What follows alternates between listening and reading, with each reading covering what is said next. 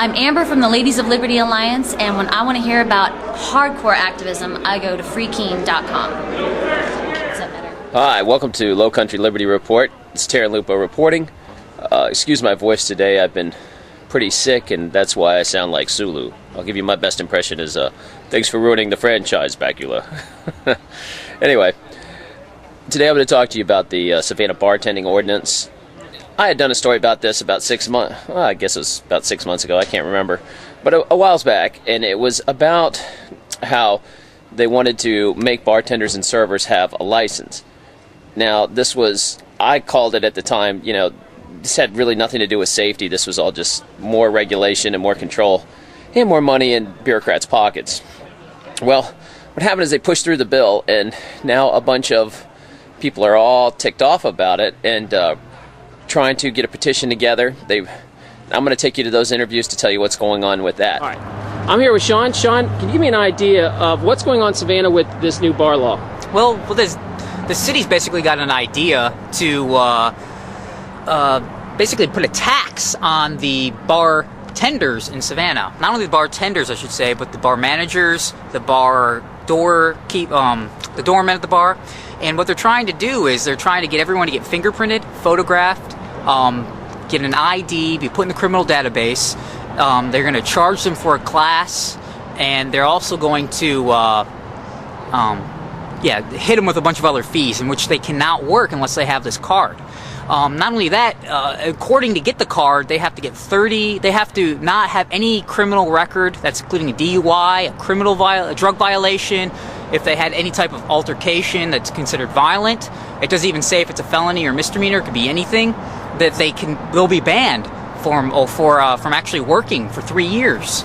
And since they have to get it renewed, that means if they get it renewed and they do something, get a DUI, that's bartenders, most of them have DUIs, then they'll be banned then they basically won't be able to work.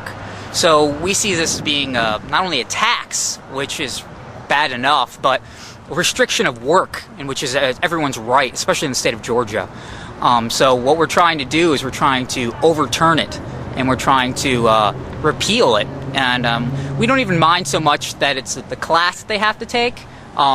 We are more into actually being able to protect the people's right to work and not be forced with DUI. So what is the feedback when you've approached the mayor on this? What did he say? Well, we went to town hall meeting, and we took our petition, and we spoke in front of him, and we basically asked him if what his response was with our petition and with our organizing, and he basically said, "You're just gonna have to sue us."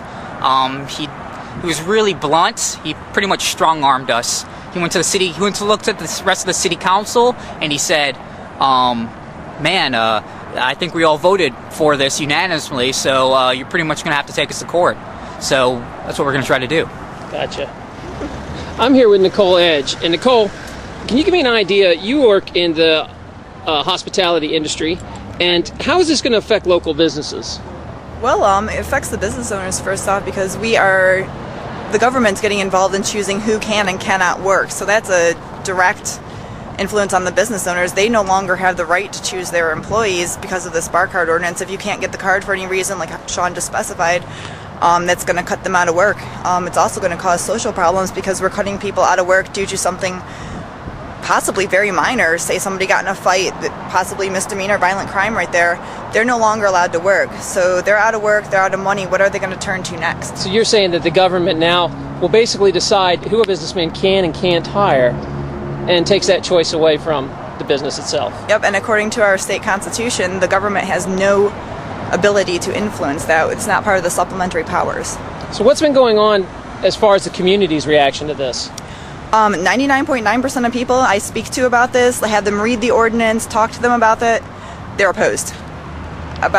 There's like one ever so often that has not read the ordinance that is just like, oh yeah, it's good.